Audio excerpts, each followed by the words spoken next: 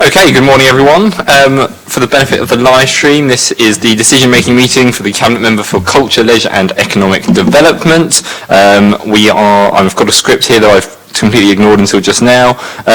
Everyone here has taken an actual flow test in the last 48 hours and has registered it online.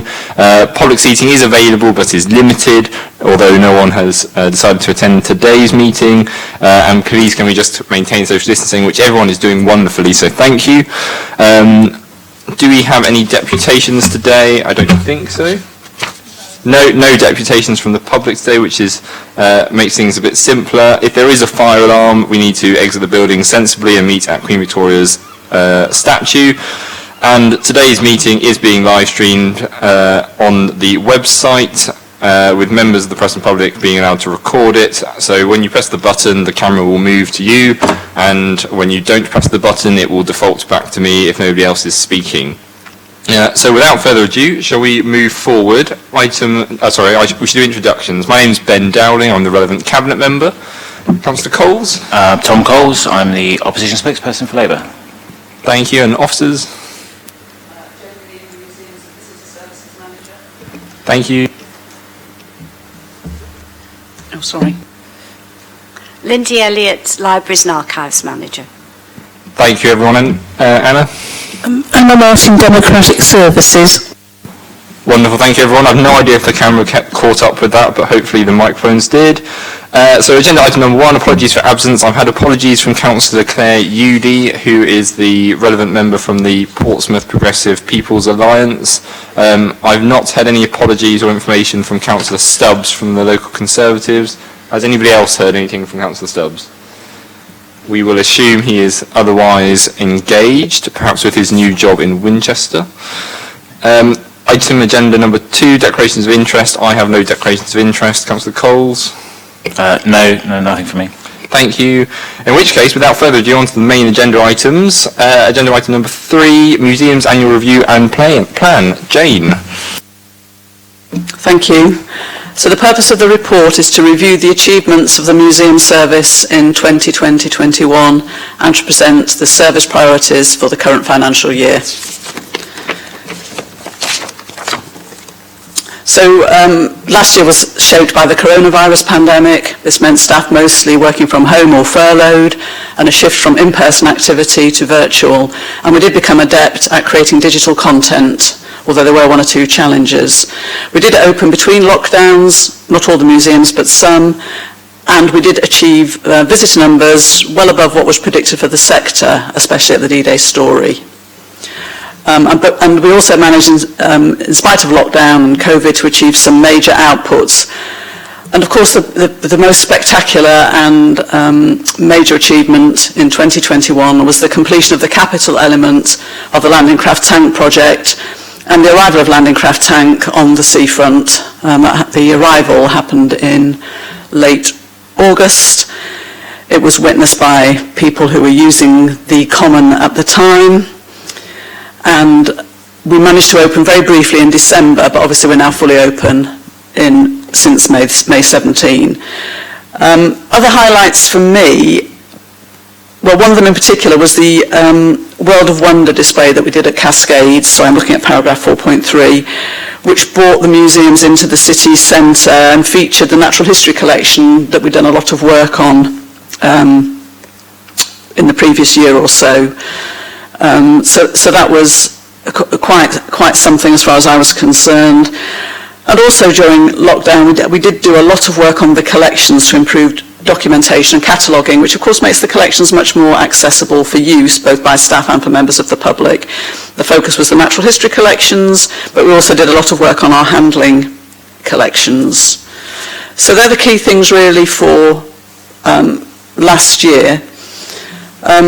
So this year, we're very pleased to be a significant contributor to the city's holiday activity and food programme to deliver fun and food during the school holidays, hopefully with the support of colleagues, and also to be supporting freelance providers at the same time.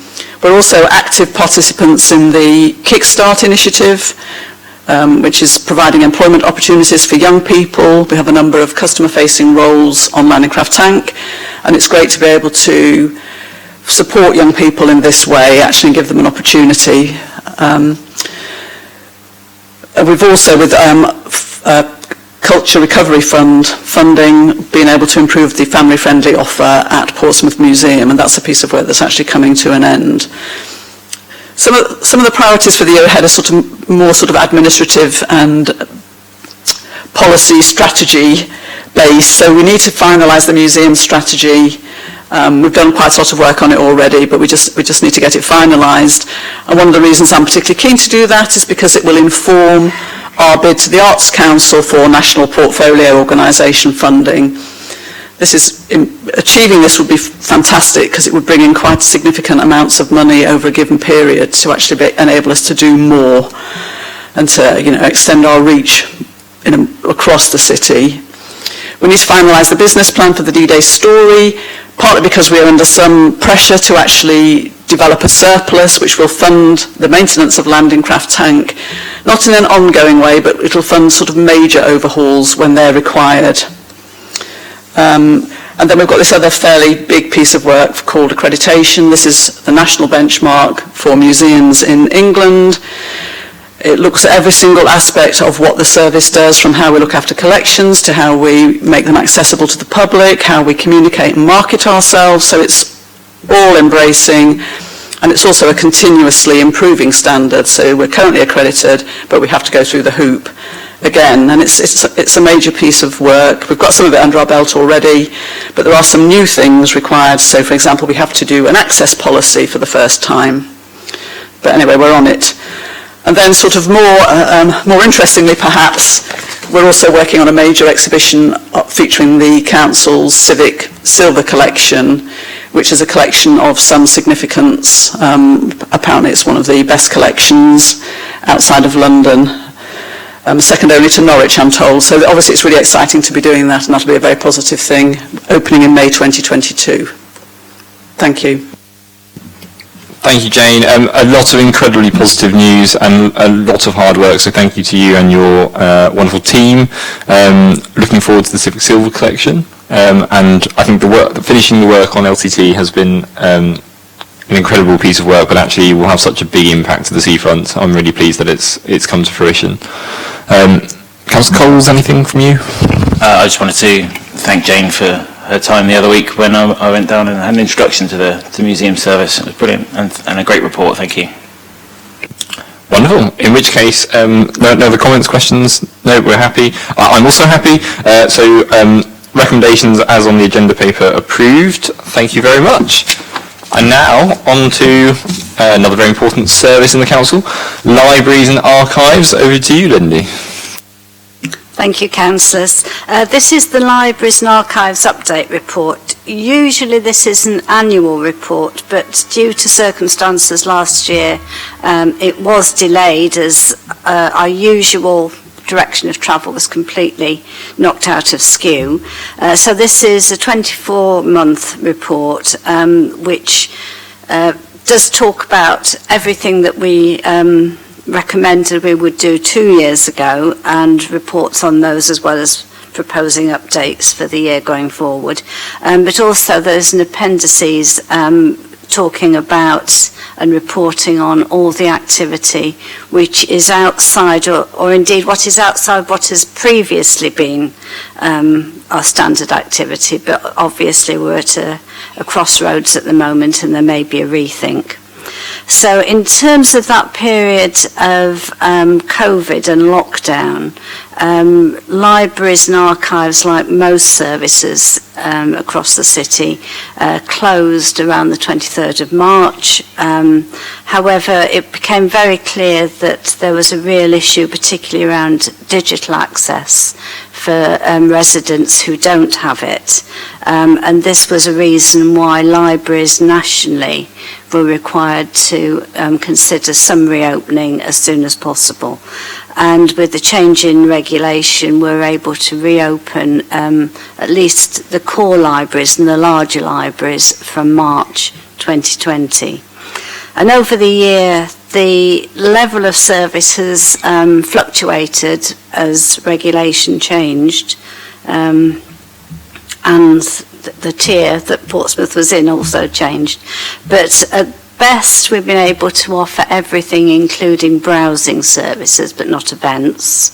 And at worst, the minimum we've offered has been digital access for essential use and click and collect services, information services, and so on. Clearly, none of this has impacted the digital service, which has been free to everybody throughout this period.